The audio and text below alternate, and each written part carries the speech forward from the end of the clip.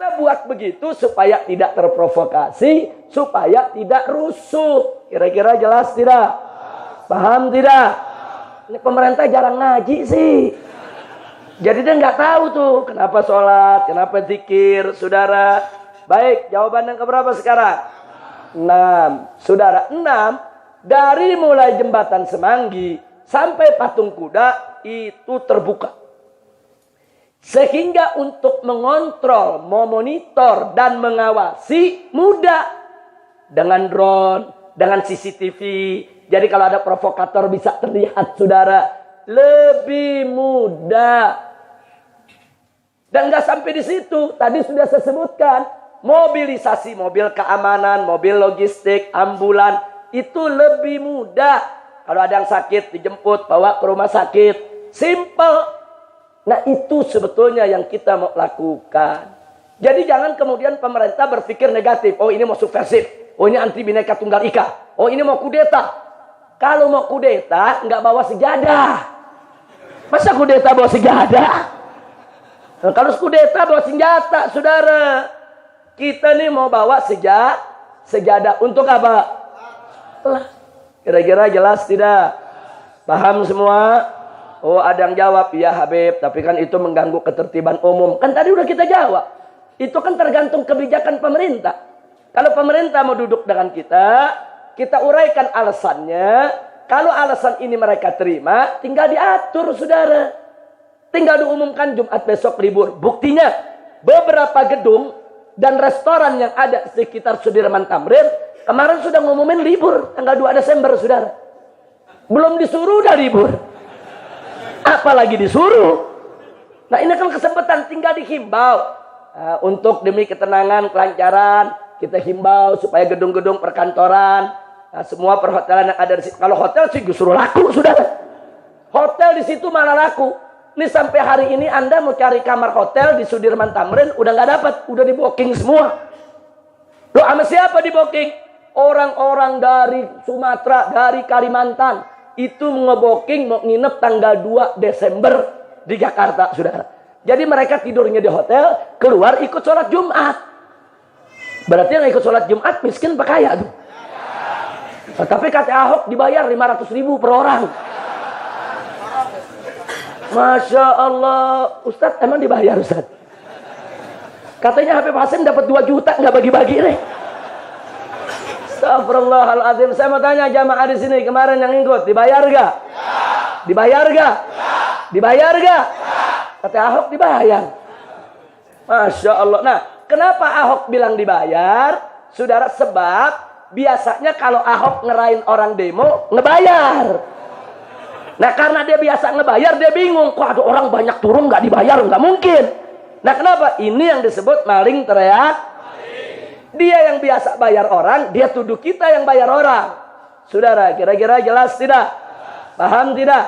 Nah sekarang saya tanya, berarti kalau sholat Jumat di Sudirman Tamrin, saudara, bagus tidak? Indah tidak? Aman tidak? Nyaman tidak? Tapi kata Said Agil nggak sah. Dia ngaji di mana? Di kandang kebo. Masya Allah, orang kalau mau bilang sah nggak sah, diteliti dulu. Kenapa nih begini? Oh ada yang bilang, tapi Habib, kenapa nggak sholat di masjid-masjid sekitar? Istiqlal aja nggak mampu menampung, apalagi masjid sekitar, rubuh, saudara. Nggak bisa, Istiqlal aja nggak bisa menampung. Andai kata kita mulai dari pagi, siang mau sholat Jumat, mesti kita Istiqlal dulu, saudara. Jarak ke Istiqlal 12 kilo. Kenapa mesti ke sana? Makanya tadi dalam mazhab Syafi'i dinyatakan sah sholat di jalan selama masih di dalam kota atau desa, saudara. Nggak apa-apa, apalagi untuk syiar, apalagi untuk menunjukkan kebersatuan umat Islam, apalagi untuk membangkitkan semangat juang membela Al-Quran. Bukan hanya sekedar boleh, bisa menjadi wajib karena syiar untuk membela agama, saudara. Kira-kira jelas tidak? Nah sekarang kalau kita nggak dikasih sholat, saya mau tanya. Ada yang nanya begini, Habib, tapi kan nggak boleh minta izinnya sholat Jumat. Kalau sholat Jumat harus pakai izin. Kenapa? Karena itu bentuk keramaian yang menggunakan fasilitas umum. Jawab jangan. Saya jawab, saya pemberitahuan ke polisi bukan sholat Jumat, unjuk rasa. Jadi saya nggak perlu pakai izin. Saya unjuk rasa pada tanggal 2 Desember dilindungi oleh Undang-Undang Nomor 9 tahun 1998 yang nggak boleh dihalangi oleh pejabat. Pasal 18 ayat 1 dan ayat 2 menyatakan barang siapa yang melarang atau menghalang-halangi dengan kekerasan warga negara Indonesia yang mau menyampaikan pendapat di muka umum dipidana selama 1 tahun penjara. Jadi kalau presiden ngelarang, presiden dipenjara 1 tahun. Kalau Kapolri melarang, Kapolri dipenjara 1 tahun. Jadi kalau ada ustadz, ada kiai, didatangi sama Kapolsek, ustadz nggak boleh ya. Kalau kesana awas, langsung bilang, gue penjara lu 1 tahun. Ini undang-undang saudara, nggak boleh. Maka itu saya katakan, surat yang kami serahkan unjuk rasa, bukan sholat Jumat. Terus ditanya, tapi kok ada sholat Jumat? Nah kan kami umat Islam. Pagi unjuk rasa, lapar kami makan, betul? Haus kita minum, betul? Mau buang air kita ke toilet, betul? Begitu dengan azan kita sholat. Masa dilarang kita sholat? Kita sholat dong. Apakah itu sholat Jumat? Apakah itu sholat duhur yang dijamak dengan asar bagi musafir? Tetap sholat. Wajib. Jadi nggak ada tuh. Kami minta izin untuk sholat Jumat. Nggak perlu izin saudara. Sholat Jumat itu udah kewajiban. Surat yang kami serahkan adalah unjuk. Kira-kira jelas tidak? Makanya polisi lagi bingung. Mau jawab apa lagi nih? Insya Allah. Akhirnya ujung-ujungnya dibilang makar. Tapi menarik, Kapolri bilang aksi 2 Desember aksi makar. Wah, Kapolri bilang saya belum lihat tuh ada muatan makar. Kemudian Menhan mengatakan nggak betul, nggak ada itu makar.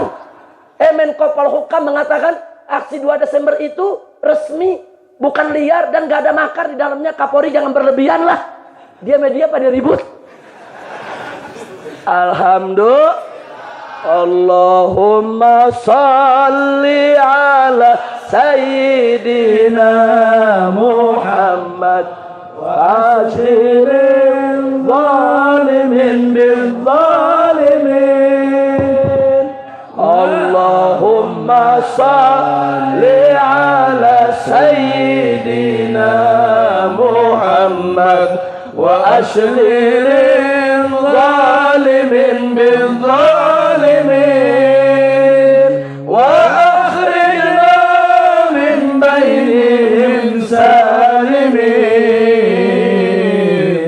wa ala alihi wa sahbihi ajmain. Pernah dengar itu selawat? Pernah?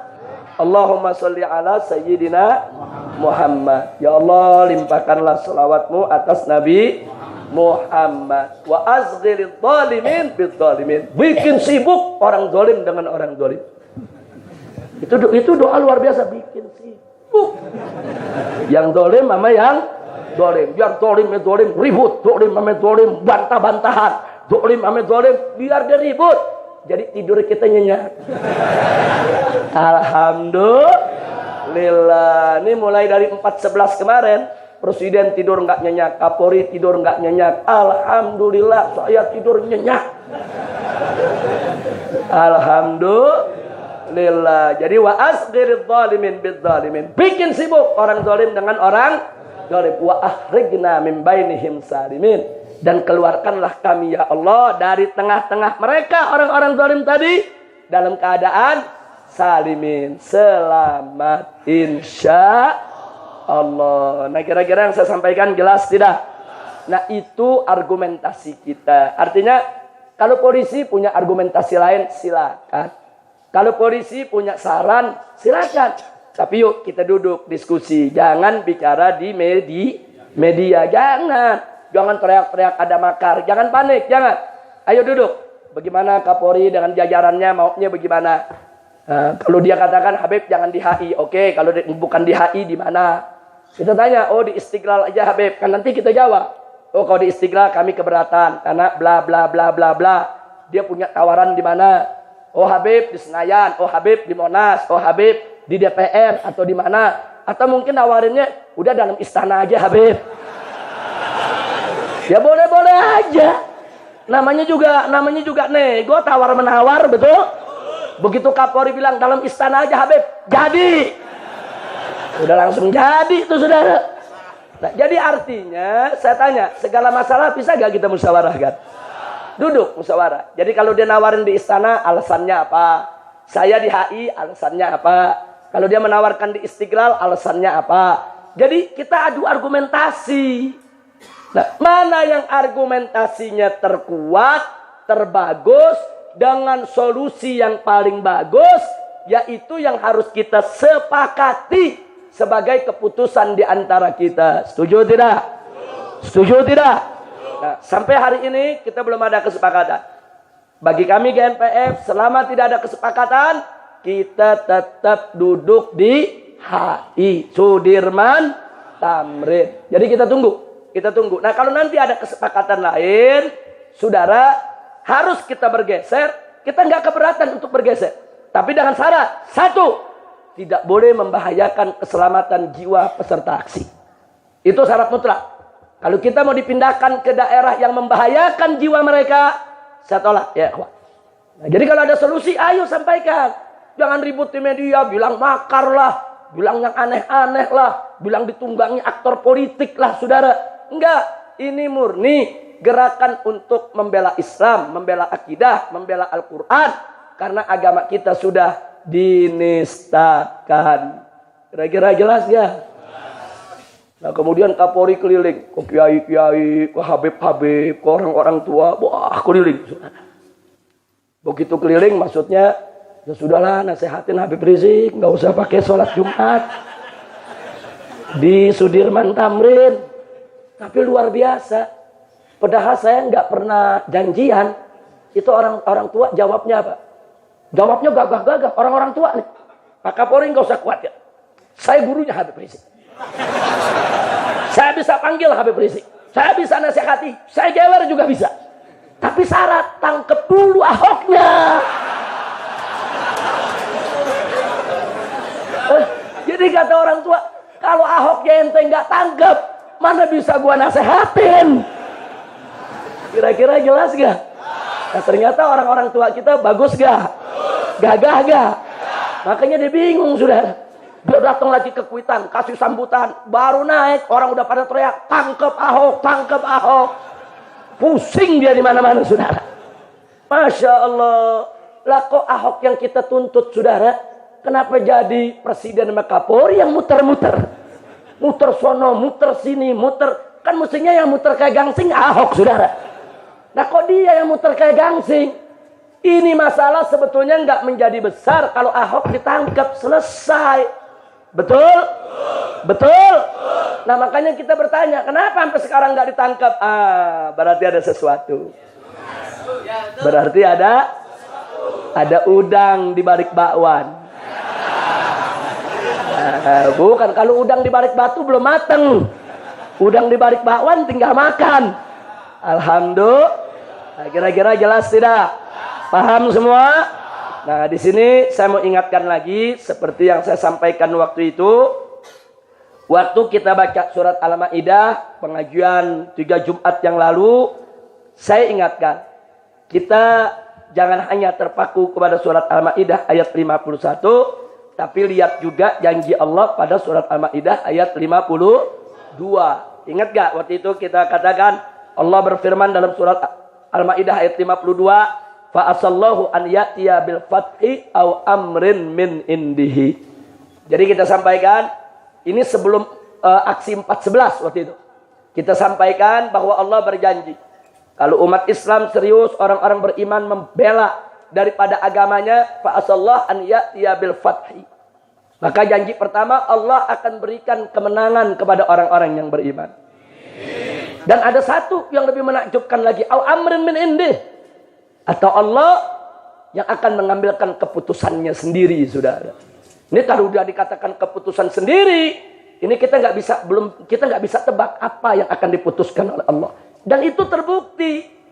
Waktu itu kan kita katakan, imma nanti 4-11 kita dikasih kemenangan oleh Allah, atau akan terjadi suatu peristiwa yang di luar perkiraan kita. Ternyata betul, 4-11 itu terjadi peristiwa di luar dugaan kita semua. Satu, dari jumlah umat Islam yang turun. Itu di luar dugaan, saudara. Di luar dugaan. Saudara, nggak ada yang memperkirakan bisa turun seperti itu. Nah, bukan hanya dari segi jumlah, dari segi suasana. Suasananya itu lebih dari suasana lebaran. Orang ketemu satu sama lain, saling tegur, saling sapa, memberikan salam, kemudian selaman, pelukan, saudara, saling berbagi permen, berbagi cinta, berbagi kasih, saling tolong menolong, saling bantu, berbagi minuman, berbagi makanan. Luar biasa. Dan itu nggak pernah terjadi sepanjang sejarah Indonesia. Luar biasa. Nah, ini salah satu bagian au amrin min indihi. Termasuk yang saya ceritakan kemarin. Itu aksi 4-11 udah digembosi habis-habisan. Digembosi, saudara. Digembosi dengan bujuk rayu. Digembosi dengan teror dan ancaman. Digembosi lagi dengan, saudara, ditekannya perusahaan-perusahaan angkutan supaya jangan mau disewa. Bahkan diancam kalau mau disewa, dicabut trayeknya, saudara. Enggak sampai di situ. Ada ormas besar dibujuk-bujuk. Bikin pernyataan sikap di TV bahwa organisasi kami tidak akan turun, saudara. Enggak sampai di situ. Secara teknologi, BMKG, saudara, itu menyebarkan garam di atas Jakarta supaya hujan pada hari Jumat. Ribuan ton mau dibikin hujan buatan, saudara. Dan BMKG makanya begitu yakin. Mengatakan di televisi bahwa tanggal 4 November yang akan datang, diperkirakan Jakarta akan diguyur hujan lebat dan akan banyak petir. Dihimbau kepada masyarakat Jakarta untuk siap siaga menghadapi kemungkinan banjir dan jangan berada di tempat terbuka karena banyak petir. Maksudnya tempat terbuka, lu jangan demo. Luar biasa, saudara. Luar biasa, dia digembosi habis-habisan. Nggak sampai di situ, dukun-dukun diundang. Dukun hujan dari Gunung Kidul, Gunung Lawuk, saudara. Gunung Kawi, dari mana-mana diundang. Cuman dari Mega Mendung doang nggak diundang. Emang dia doang yang punya gunung. Kita juga punya gunung di sini, betul? Namanya Mega Mendung lagi. Saudara, diundang. Sampai salah satu ustadz, kan kita kirim tuh masuk ke istana. Nah, begitu dia keluar, saudara, didampingi sama salah satu menteri. Tahu-tahu sampai di luar, ini menteri ngelihat ada satu tempat khusus, beberapa orang duduk, ada macam-macam sesajian, saudara, yang ditaruh. Ini menteri marah-marah, kenapa hujan belum turun juga sampai gini hari? Udah maghrib tuh, saudara. Kenapa belum turun juga? Dia jawab, maaf Pak Menteri, udah 4 kali dicoba nggak turun-turun. Masya Allah, udah pakai teknologi, ditambah lagi pakai mistik. Dukun dari yang nggak punya bintang sampai bintang 12. Tapi ternyata saya tanya, ternyata udaranya cerah gak? Cerah tidak? Udaranya cerah, matahari nggak menyengat, anginnya sejuk. Awannya, saudara, pakai ngeledek lagi. Saya bilang ngeledek musuh-musuh Allah. Itu awan membentuk kata Allah, lillah. Artinya Allah ingin tunjukkan, teknologimu, dukun-dukunmu, kekuatanmu nggak ada apa-apanya. Ini kekuatan Allah. Alhamdulillah. Berarti orang kafir diledek gak? Berarti musuh Allah diledek gak? Berarti munafik diledek gak? Saya tanya, ini anugerah siapa? Karunia siapa? Pertolongan siapa? Siapa yang maha besar? Siapa yang maha kuasa? Siapa yang maha agung? Siapa yang maha kuat? Takbir. Sallu ala nabi. Nah, jadi kita nggak tahu apa yang akan terjadi nanti 212, tapi suasana Jakarta kayak udah mau perang, saudara, ya. Saya bingung kok di Jakarta digambarkan kayak mau perang, ada ini itu. Kita di gunung tenang-tenang aja, ya. Masya Allah. Tapi kita mesti waspada. Kita mesti waspada. 212 bisa jadi ada musuh-musuh kita yang ingin menghancurkan gerakan kita. Bisa jadi ada musuh-musuh kita yang ingin menunggangi kita. Bisa jadi musuh-musuh kita ingin melakukan gerakan-gerakan yang bisa merusak daripada citra pergerakan Islam. Nah, maka itu saya minta kepada umat Islam yang ada di sini, jika nanti Anda ikut aksi bela Islam yang ketiga, 1, ikhlaskan niat. Ikhlaskan niat. Itu yang pertama. Nah, yang kedua, taat komando. Artinya taat komando, Anda jangan lihat komando kemana-mana. Pokoknya komando gerakan itu adalah GNPF MUI. Nah, itu mesti punya kebulatan tekad. Nah, kemudian yang berikutnya lagi, di samping kita ini ikhlaskan niat, kemudian taat komando, yang ketiga bangun kebersamaan. Supaya kita saling bantu satu sama lain. Saling bantu makan, saling bantu minum, saling bantu macam-macam lah. Nah, supaya kita ini diberkahi. Karena Nabi mengatakan, alaikum bil jamaah, fa inna yadallahi ma'al jamaah. Wajib atas kamu sekalian berjamaah, membangun kebersamaan. Nah, kenapa? Karena pertolongan Allah itu ada bersama kebersamaan. Jadi kalau kita bersatu, kita bersaudara, kita bangun kebersamaan, nanti Allah beri keberkahan, kita bisa dapat kemenangan. Dan yakin dengan janji Allah, intan surullah yang surkum. Kalau kamu sekalian menolong, membela agama Allah, pasti Allah akan memenangkan kamu sekalian. Nah, yang terakhir, yang ingin saya ingatkan adalah, tolong umat Islam di dalam melakukan perlawanan propaganda kebohongan yang dilakukan oleh lawan, jangan kita lawan dengan kebohongan juga. Nggak boleh. Nanti nggak berkah. Jadi ini kan banyak propaganda kebohongan ini. Dia bikin-bikin foto, dia hina-hina kita, dia bikin-bikin foto yang diedit, saudara, untuk memfitnah kita. Dia bikin berita-berita, seolah-olah berita benar, nggak taunya beritanya tidak benar. Ada lagi berita-berita yang suka ngadu domba, saudara. Seolah-olah ulama pecah, seolah-olah kiai pecah, seolah-olah yang sebagian mau turun, yang sebagian nggak mau turun lagi. Hati-hati, ini mereka menyebarluaskan kebohongan. Nah, lawanlah kebohongan itu dengan senjata kebenaran. Mereka pakai senjata kebatilan, kita pakai senjata kebenaran. Dan Allah berjanji, wa qul ja'al haqq wa zahaqal batil, innal batila kana zahuqa. Jadi Allah nyatakan, qul, katakan, ja'al haqq, yang hak datang, wa zahaqal batil, dan yang batil hilang. Saya ulangi, yang hak datang, yang batil hilang. Saya ulangi, yang hak datang, yang batil hilang. Sekali lagi saya ulangi, yang hak datang, yang batil hilang. Kenapa saya ulangi berkali-kali? Saudara, ditambih. Artinya ditambih, perhatikan baik-baik. Yang hak datang, yang batil hilang. Artinya, yang batil itu akan hilang kalau yang hak sudah datang. Artinya, jangan mimpi yang batil itu akan hilang kalau yang hak itu tidak didatangkan. Makanya kalau kita mau yang hak itu menang, yang batil itu hilang, kita harus suarakan yang hak. Suarakan yang hak, tegakkan yang hak, bela yang hak, perjuangkan yang hak. Nah, kalau kita suarakan, saudara, yang hak tersebut, begitu hak datang, insya Allah yang batil akan hilang, saudara. Kira-kira jelas tidak? Paham semua? Takbir. Takbir. Sallu ala nabi.